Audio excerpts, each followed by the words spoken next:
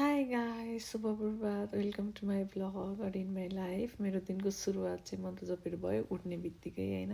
I hope हजुरहरू पनि यसरी नै गर्नुहुन्छ होला। फरक यति हो, म अगाडि क्यामेरा राख्छु, हजुरहरू राख्नुहुन्न। मैले पनि भर्खर भर्खर क्यामेरा राखेको, एकदमै कस्तो रिलिफ फिल हुन्छ होइन।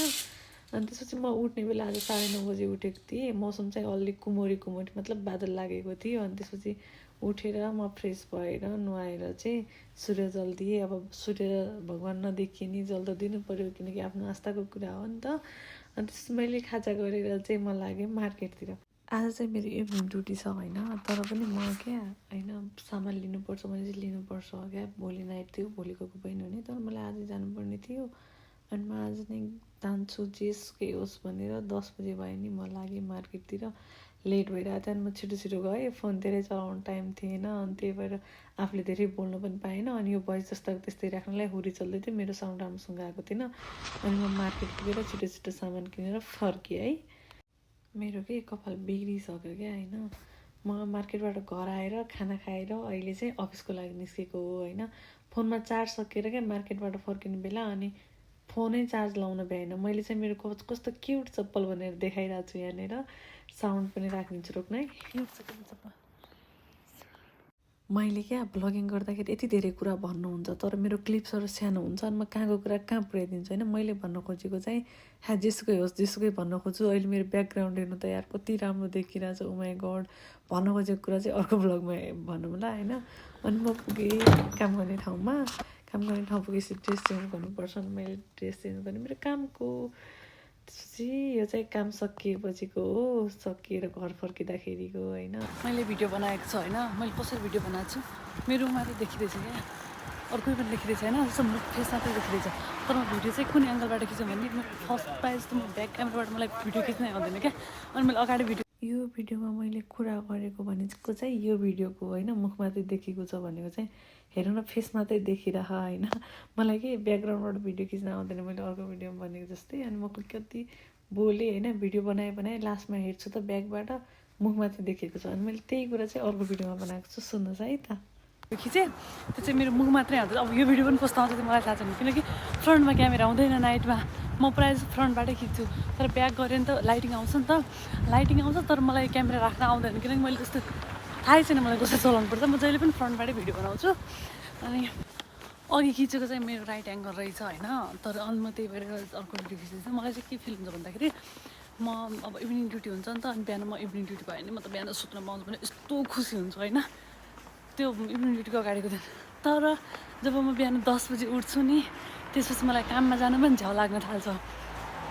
जस्तो सब काम त जानै पऱ्यो होइन, जानै हो, मेरो यही हो, यो बिना केही हुँदैन। मैले काममा जसरी पनि जानै छ भनेर मरिमेटी गरेर काममा त गइहाल्छु होइन। काममा गएपछि 2 घन्टा हुँदैन म काममा गएको। म 1 बजी जान्छु, 2-3 बजी मलाई रेस्ट टाइममा पठाउँछ क्युकेमा होइन, रेस्ट गर भनेर। 4 बजी म क्युकेबाट फर्किन्छु, सब मान्छे घर आउनुला हुन्छ क्या।